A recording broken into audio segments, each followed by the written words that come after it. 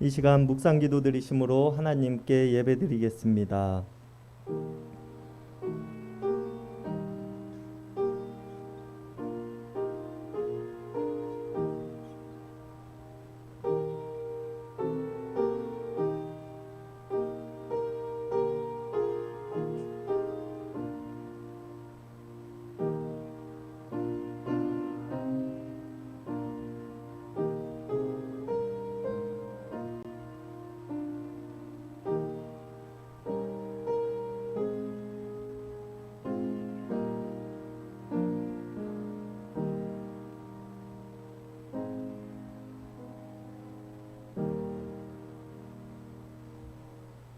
언제나 우리의 삶을 인도하시며 도우시는 하나님, 수요일 저녁 우리를 한자리에 모으시고 또 온라인 예배로 하나님께 예배하게 하시니 감사를 드립니다. 추운 겨울 우리가 함께 모여 우리의 한 해를 결단하고 다짐하는 기도를 드렸는데 어느덧 한 해의 절반이 지난 시간을 보내고 있습니다. 우리들의 계획과 다짐들이 하나님의 선하신 뜻을 따라 이루어지고 있는지 돌아봅니다. 우리의 계획들이 잘 이루어지고 있다면 올해의 마지막까지 하나님의 인도하심을 따라 계속해서 이루어가게 하시고, 잘 이루어지지 않고 있다면 우리가 다시 새 힘을 얻어 계획들을 이루어 나갈 수 있도록 도와주시옵소서. 무더운 여름날을 보내는 이 시간 모든 성도님들의 건강을 지켜주시고, 우리가 언제 어느 곳에서든지 하나님께 예배하기를 힘쓰고 성도의 교제를 기뻐하는 모습으로 살아가게 하여 주시옵소서. 예배를 시작하는 시간입니다. 마치는 시간까지 함께 하실 줄 믿으며 우리를 구원하신 예수님의 이름 받들어 간절히 기도드렸습니다. 아멘. 우리 다 함께 찬송가 434장, 통합 찬송가 491장 부르시겠습니다.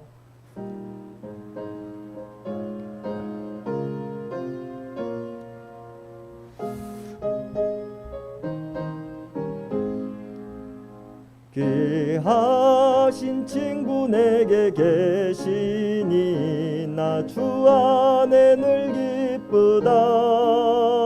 그 피가 내 죄 씻으셨으니 나 주 안에 늘 기쁘다. 나 주 안에 늘 기쁘다. 나 주 안에 늘 기쁘다. 주 나와 늘 하시니 나 주 안에 늘 기쁘다. 주 내 짐 대신 지시었으니 나 주 안에 늘 기쁘다. 그 생명 버려 나를 구하니 나 주 안에 늘 기쁘다. 나 주 안에 늘 기쁘다. 나 주 안에 늘 기쁘다. 주 나와 늘 동행하시니 나 주 안에 늘 기쁘다. 주 은총 매일 내게 더하니 나 주 안에 늘 기쁘다. 그 악한 죄악에서 지키니 나 주 안에 늘 기쁘다. 나 주 안에 늘 기쁘다. 나 주 안에 늘 기쁘다. 주 나와 늘 동행하시니 나 주 안에 늘 기쁘다. 오늘 예배를 위해서 이상순 권사님께서 기도 인도해 주시겠습니다.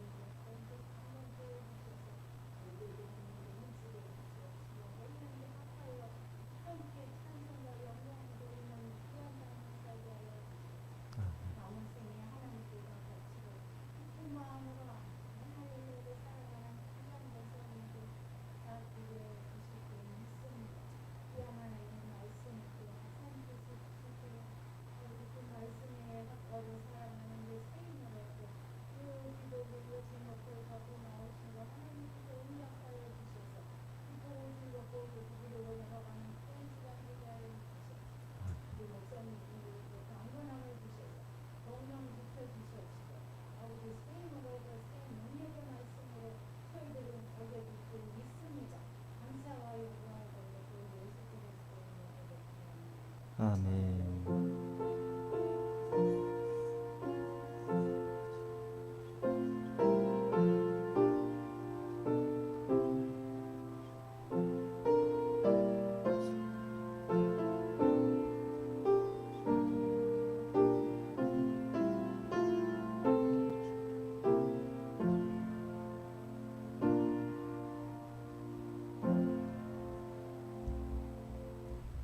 오늘 우리에게 주시는 하나님의 말씀은 로마서 12장 1절에서 13절까지의 말씀입니다.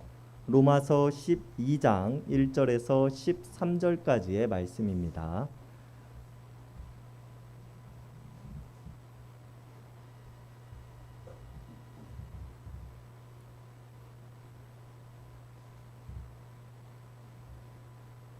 우리 한 절씩 교독하시겠습니다. 그러므로 형제들아 내가 하나님의 모든 자비하심으로 너희를 권하노니 너희 몸을 하나님이 기뻐하시는 거룩한 산 제물로 드리라. 이는 너희가 드릴 영적 예배이니라.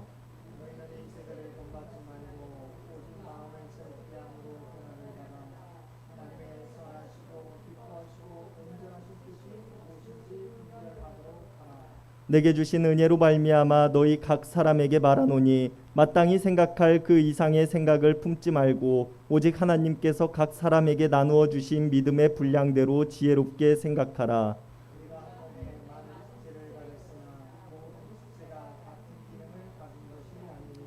이와 같이 우리 많은 사람이 그리스도 안에서 한 몸이 되어 서로 지체가 되었느니라.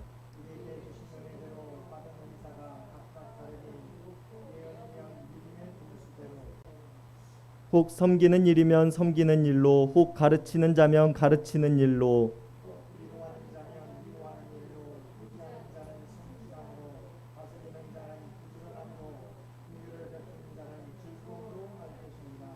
사랑에는 거짓이 없나니 악을 미워하고 선에 속하라.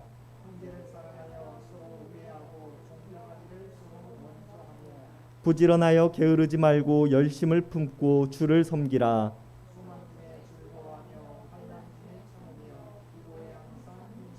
다 함께 읽으시겠습니다. 성도들의 쓸 것을 공급하며 손 대접하기를 힘쓰라. 아멘.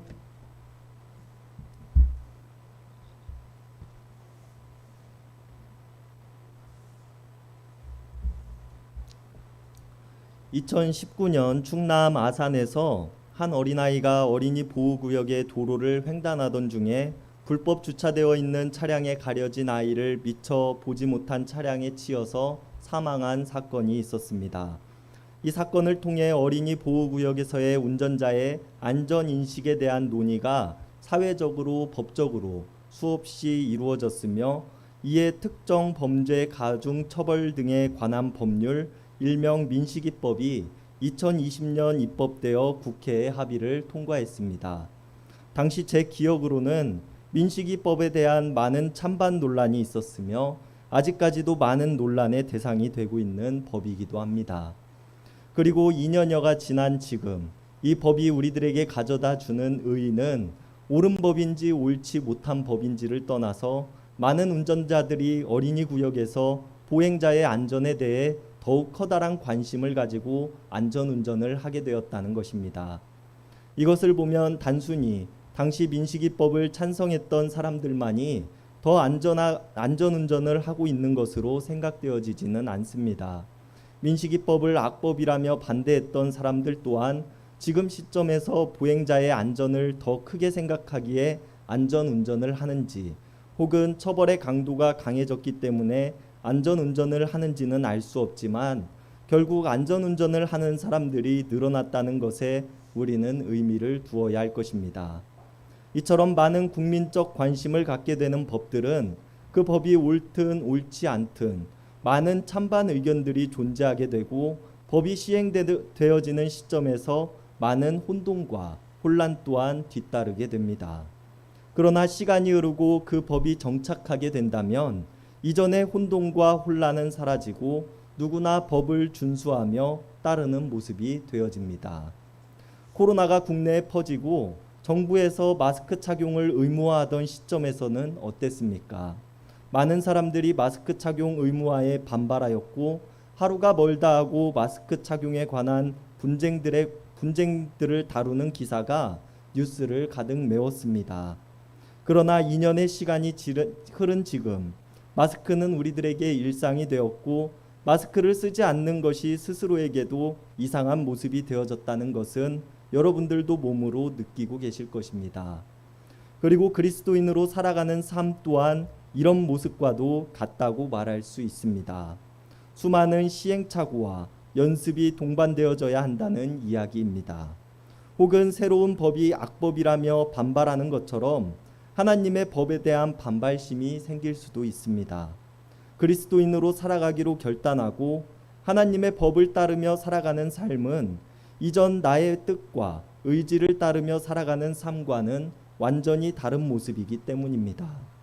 하나님의 법을 처음부터 한순간에 온전히 지키며 살아가는 것은 아주 힘들고 어려운 일입니다.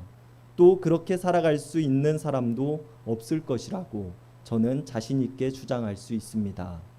왜냐하면 사람이란 고무줄과 같아서 아무리 당겨도 본래의 모습으로 돌아가고자 하는 회귀성을 지닌 존재들이기 때문입니다. 그렇기 때문에 변화된다는 것은 매우 어려운 일이며 익숙했던 것들을 포기하고 새로운 것들을 받아들인다는 것은 아주 어려운 일이라는 것을 여러분들 또한 잘 알고 계실 것입니다. 그럼에도 우리가 변화되기 위해서는 우리에게 적용되어지는 새로운 법, 즉 하나님의 법을 준수하기 위해 힘든 과정들을 견뎌내야 하며 지나한 시간들을 보내야 우리의 몸에 체화가 된다는 것을 우리는 기억해야 합니다. 이런 의미에서 오늘 바울은 로마 교회의 사람들에게 말하기를 형제자매 여러분, 내가 하나님의 자비하심을 힘입어 여러분들에게 권합니다 라고 말하며 오늘 본문의 시작을 엽니다. 바울이 오늘 로마 교회의 성도들을 향하여서 전하고자 하는 말이 있다는 것을 우리가 알 수 있는 대목입니다. 우리는 여기서 바울이 여러분들에게 권합니다 라고 말하고 있는 문장에 주목해 보아야 합니다. 이 단어의 의미는 탄원한다거나 충고하거나 요청하거나 훈계한다는 등의 의미로 주로 사용되어지던 단어입니다.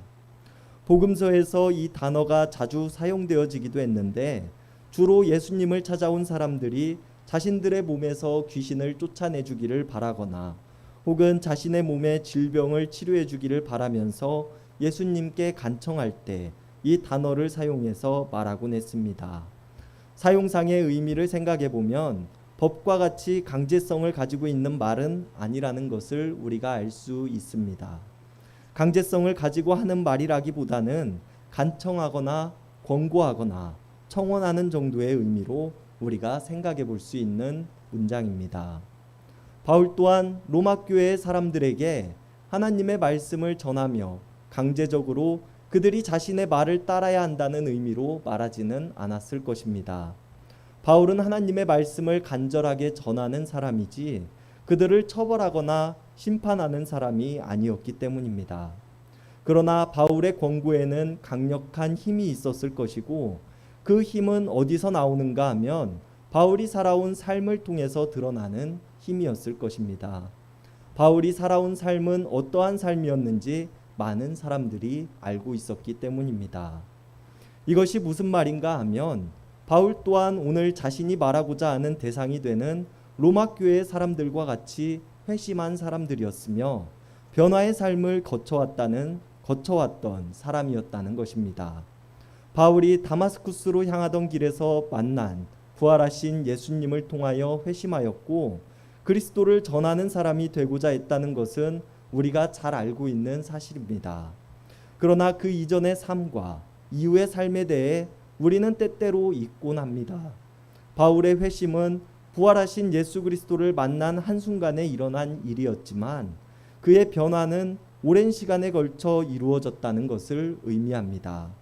그 또한 새로운 하나님의 법을 자신의 몸에 체화하고 익히기 위해서 수많은 연습과 좌절의 과정들이 존재했다는 것입니다. 바울은 당대 최고의 지식인들 중 한 사람이었습니다. 스스로의 지식을 자랑할 만큼 많이 배우고 익혔던 사람이었습니다. 이런 바울이 부활하신 그리스도를 만나고 그리스도인이 되기로 마음을 먹은 후 자신이 그동안 배우고 익혔던 것들을 배설물로 여긴다고 말하기까지는 지나한 시간과 자기를 죽이는 노력이 있었을 것이라는 점입니다. 실제로 바울이 사도로 살아갔던 그의 일생은 어땠습니까? 다른 많은 사람들로부터 예수님을 직접적으로 만나보지 않았음에도 그는 스스로를 사도라 칭한다며 사람들에게 비난을 당하기도 했습니다. 이방인 선교를 목적으로 한 바울을 향해서 무슨 권리로 그러한 일을 하느냐고 많은 사람들로부터 외면당하기도 했습니다. 이렇다 보니 바울은 자신의 사역 초기에 기록했던 갈라디아서 1장 1절의 말씀을 통해서 자신의 사도권을 강력한 모습으로 주장하고 있는 모습도 보여줍니다. 복음을 전하기 위해서 자신의 말에 권위가 있어야 한다고 생각했기 때문에 사도권에 대해 강력하게 주장하고 있기도 하지만 반대로 자신 또한 그리스도로부터 부름을 받은 사람임을 사람들로부터 인정받고자 하는 바울의 인간적인 모습이 드러나기도 하는 본문입니다. 그러나 자신의 인생 말년에 쓴 빌립보서의 말씀에는 이전에 자신이 익혔던 모든 것들을 배설물로 여긴다라고 말하고 있는 모습을 보여주기도 합니다.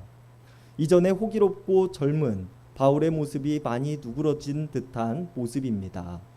학자들은 바울이 주 33년쯤에 부활하신 예수 그리스도를 만났고 회심했을 것이라고 주장합니다.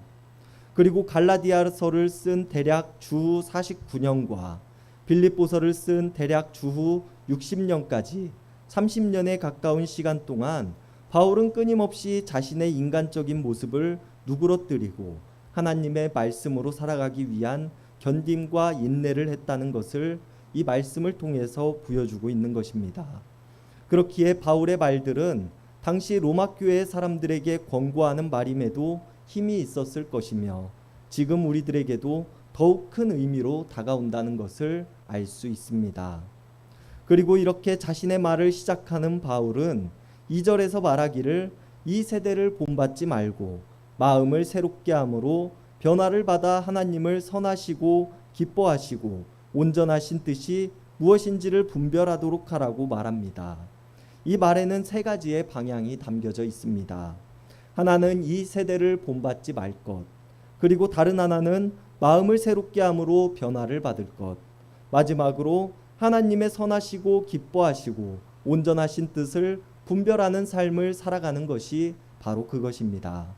이 말을 정리하면 바울이 오늘 로마 교회의 사람들에게 권하고 있는 말은 우리가 이 세대를 본받는 것이 아니라 하나님을 따르는 마음을 통하여 우리의 마음을 새롭게 해야 한다라고 말하고 있다는 것을 우리가 알 수 있습니다. 그리고 무엇을 위해서 우리가 이렇게 살아가야 합니까?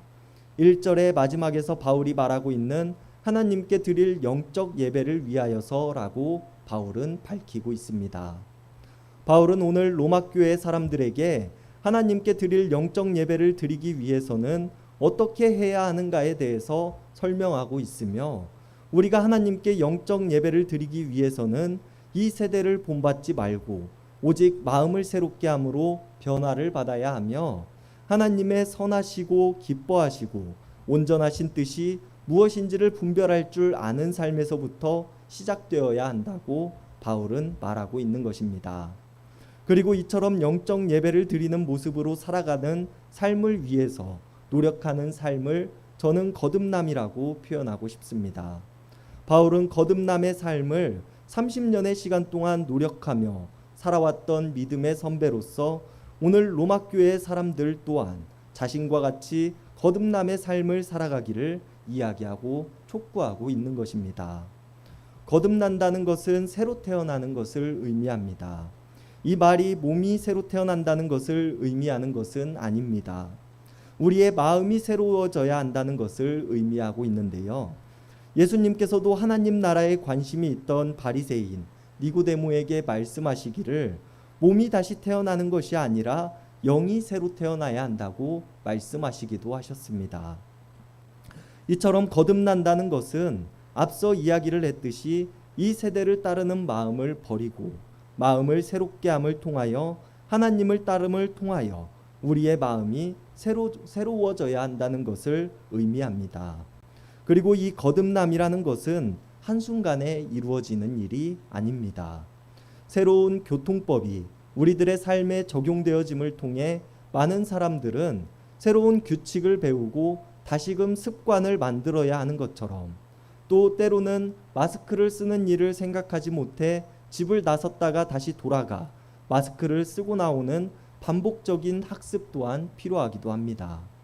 바울이 자신의 사도권을 의심하는 사람들을 향하여서 붕괴하고 있는 것처럼 때로는 나의 의와 지식과 능력을 참지 못하고 뿜어내기도 합니다. 이처럼 한 가지의 습관을 익히는 데에도 오랜 시간과 반복적인 연습이 필요한데, 이전에 내가 가지고 있던 모든 것들을 버리고 새로운 마음을 가지게 된다는 것은 매우 힘들고 어려운 일이라는 것을 여러분들은 잘 알고 계실 것입니다. 그렇기에 거듭나기 위해서는 우리는 이 세대를 본받는 일을 삼가기 위해 끊임없이 참아야 하며, 마음을 새롭게 하기 위해 끊임없이 견디어야 하고, 하나님의 선하시고 기뻐하시고 온전하신 뜻이 무엇인지를 분별하기 위해 끊임없이 인내하는 삶을 살아가야 한다는 것입니다.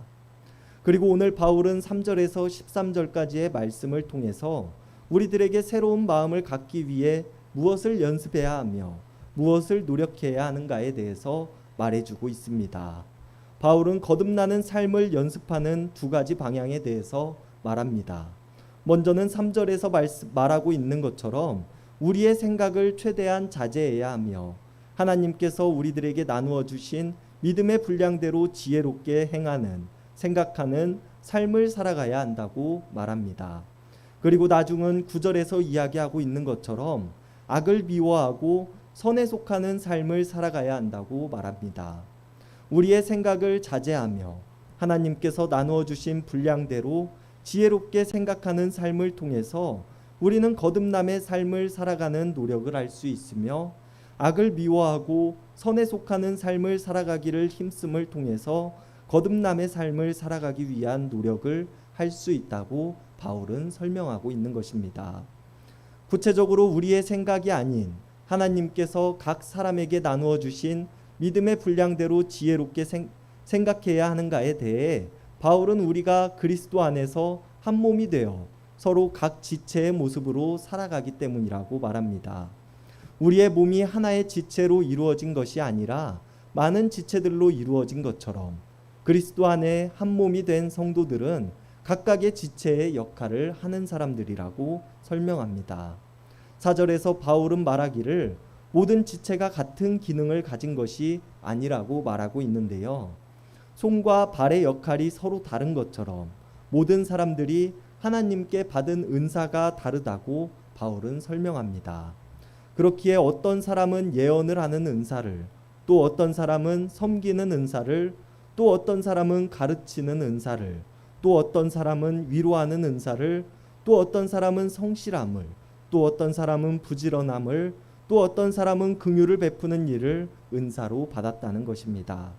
그렇기 때문에 우리는 받은 은사에 감사하며 우리가 받은 은사를 통해 각자에게 맡겨진 지체의 역할을 열심히 수행하는 삶을 살아가야 합니다.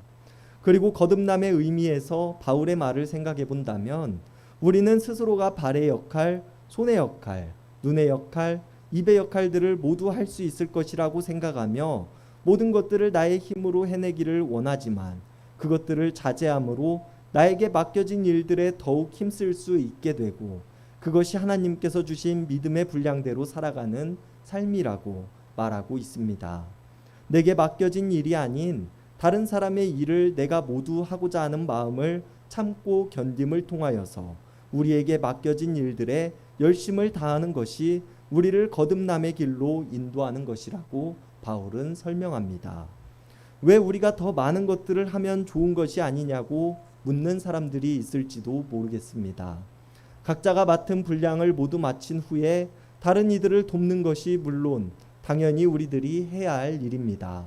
그러나 스스로 많은 일들을 해내고자 하는 것, 스스로 맡겨진 일이 아닌 다른 일들을 해내고자 하는 행동들이 스스로를 돋보이고자 하는 일이 되어서는 안 되며 스스로를 뽐내기 위한 일이 되어서는 안 된다는 의미로 오늘 바울은 설명하고 있는 것입니다. 그렇기에 스스로를 뽐내는 일을 우리가 자제해냄으로써 우리는 거듭남의 삶을 살아갈 수 있으며, 우리에게 맡겨진 일들의 성실을 다함으로써 우리는 진정한 영적 예배를 하나님께 드릴 수 있게 됩니다. 그리고 이 모든 일들은 오직 사랑하는 마음으로 해야 하는데, 사랑에는 거짓이 없기 때문입니다. 9절에서 바울은 우리가 해야 할 일은 악을 미워하는 일이며 선에 속한 삶을 살아가는 일이라고 말합니다. 나 스스로를 높이고자 하는 의, 이 세대를 따르는 삶, 하나님의 뜻을 분별하지 못하는 모든 것들이 악의 모습이 될 것입니다. 반대로 선에 속한 모습은 마음을 새롭게 하기 위해 노력하는 것, 하나님의 선하시고 기뻐하시고 온전하신 뜻이 무엇인지를 분별하는 삶이 될 것입니다. 이처럼 선에 속한 모습으로 살아가기 위해서 우리는 형제와 자매를 사랑해야 하며 서로 우애를 다지고 서로를 존중해야 합니다. 또한 우리의 삶은 언제나 부지런해야 하며 게을러서는 안 되고 하나님을 섬기는 일에 열심으로 살아가야 합니다. 하나님께서 우리들에게 주실 것들에 대한 소망을 가지고 기대하며 우리는 즐거워하는 삶을 살아가야 하고, 고통 가운데서도 항상 기뻐하는 일에 힘을 써야 합니다. 성도 간에는 언제나 서로 쓸 것을 도우며 손님을 대접하는 일에 힘쓰는 삶을 살아가야 한다고 바울은 설명합니다. 이 모든 것들이 하나님의 뜻을 분별하는 삶이며 선하게 살아가고자 하는 삶이고, 마음을 새롭게 하여 변화를 이끌어내는 삶인 것입니다. 그리고 분명 이러한 일들은 우리의 연습과 노력을 필요로 합니다. 이전 우리의 삶에서는 익숙하지 않았던 일들이었기 때문입니다. 그리고 이것들을 우리들의 몸에 체화하기까지의 시간들은 아주 길고 힘든 시간일 수 있습니다. 그러나 그리스도인으로 살아가기로 고백한 우리들이 감당해야 하는 일이며 견디어야 하는 일임에도 분명합니다. 그러나 이 과정들을 우리가 고난과 견딤의 의미로만 생각하지는 않았으면 좋겠습니다. 고난을 견디는 일, 고된 삶을 버티며 살아가는 일은 오랫동안 꾸준하게 지속하지 못하기 때문입니다. 바울이 오랜 시간을 자신의 의를 죽이며 마음을 비워 하나님의 선하신 뜻을 찾아가는 과정들 속에서 고통과 아픔만 있었다면 바울 또한 거듭남의 삶을 실패하였을지도 모릅니다. 그러나 바울은 삶의 여정들 속에서 하나님의 의, 하나님의 뜻을 따라 살아가는 삶을 통해서 기쁨을 맛보았고, 하나님께서 주시는 생명을 바라보았으며 여전히 자신을 위해 기도하는 성도들을 느꼈습니다. 그렇기에 그는 거듭남의 여정을 완수할 수 있었으며 내가 나의 달려갈 길을 모두 마쳤다며 고백하고 또 마침표를 찍을 수 있었습니다. 그렇기에 우리는 거듭남의 과정을 보내면서 오늘 바울이 설명하고 있는 것처럼 사랑하는 마음을 우리의 마음에 품는 것, 악을 미워하는 것, 선에 속하는 삶, 하나님의 뜻을 찾아가는 삶의 여정들 그 자체가 우리에게 기쁨이 되고 감사가 되었으면 좋겠습니다. 우리는 어차피 하나님의 법을 따라 살아가기로 고백한 사람들이며 하나님의 뜻을 분별하는 지혜를 가지고 살아가기로 작정한 사람들입니다.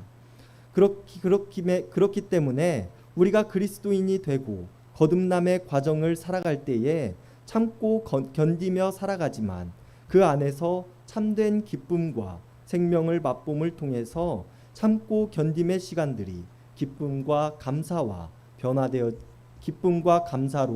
변화되어질 수 있는 우리들 모두가 될 수 있기를 바랍니다.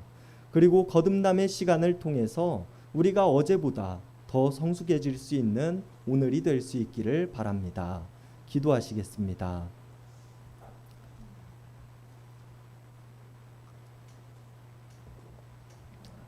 언제나 우리를 사랑하시며 인도하시는 하나님 감사를 드립니다. 먼저 우리를 택하시고 우리를 자녀 삼아 주사 구원의 삶을 살아가게 하신 하나님, 그리스도인으로 살아가기를 고백한 우리들의 삶이 그리스도께서 가신 길을 걷고 있는 모습인지 돌아봅니다. 여전히 나의 의와 뜻을 따라 살아가는 삶은 아닌지 돌아봅니다. 이런 우리들의 연약한 모습을 불쌍히 여겨 주시옵소서. 우리가 이 세대를 본받기보다는 마음을 깨끗이 함으로 하나님을 향하게 하시고 하나님의 뜻을 분별하는 지혜를 가지고 살아가는 자들이 되게 하여 주시옵소서. 이 과정들 속에서 우리가 때로는 지치고 어려울 때도 있지만 그 과정들을 잘 견디며 참을 수 있도록 도와주시고, 더 나아가 우리가 그 과정들 속에서 참된 기쁨과 생명을 맛볼 수 있는 자들이 되게 하여 주시옵소서. 우리가 거듭남의 과정을 통하여 더욱 성숙하여질 수 있는 그리스도인들이 되게 하시고, 우리보다 먼저 그 길을 걸어간 우리 믿음의 동역자들을 바라보며 용기와 힘을 얻게 하여 주시옵소서. 거듭남의 여정 가운데서 여전히 우리와 함께 하시며 참 평안과 기쁨을 누리게 하시는 하나님이심을 내가 믿으며 우리를 구원하신 예수님의 이름 받들어 간절히 기도드렸습니다. 아멘. 우리 다 함께 찬송가 435장, 통합찬송가 492장 부르시겠습니다.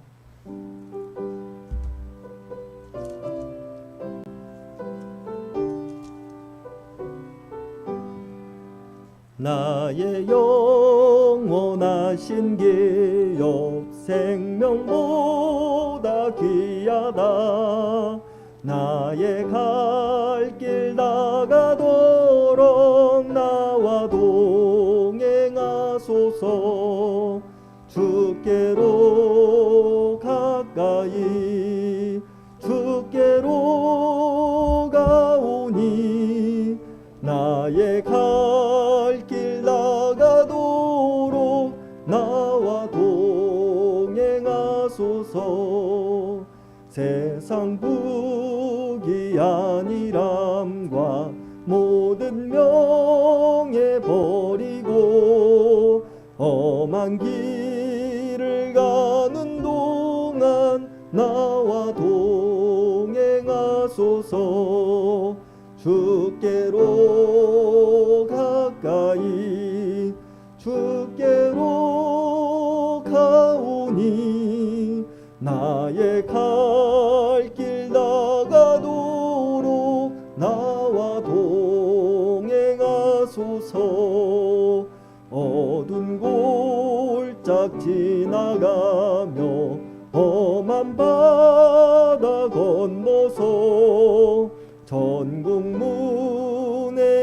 이르도록 나와 동행하소서. 주께로 가까이 주께로 가오니 나의 갈 길 나가도록 나와 동행하소서.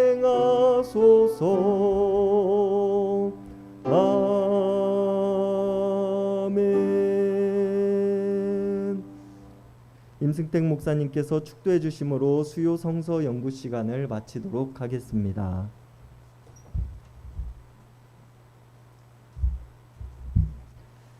이제는 우리 주 예수 그리스도의 은혜와 아버지 하나님의 극진하신 사랑하심과 성령님의 세상 끝날까지 우리와 함께 하시며 동행하시며 인도하시는 놀라운 교통의 역사가 오늘 주신 말씀을 따라 우리가 구원받은 자로서 이 세대를 본받지 않고 오직 하나님의 선하시고 기뻐하시고 온전하신 뜻을 쫓아 살아가겠노라고 결단하며 세상 가운데 나아가는 사랑 주의 백성들과 그의 가정과 산업의 터전 위에 이제로부터 영원토록 함께 해주시기를 우리 주 예수님의 이름으로 간절히 축원하옵나이다.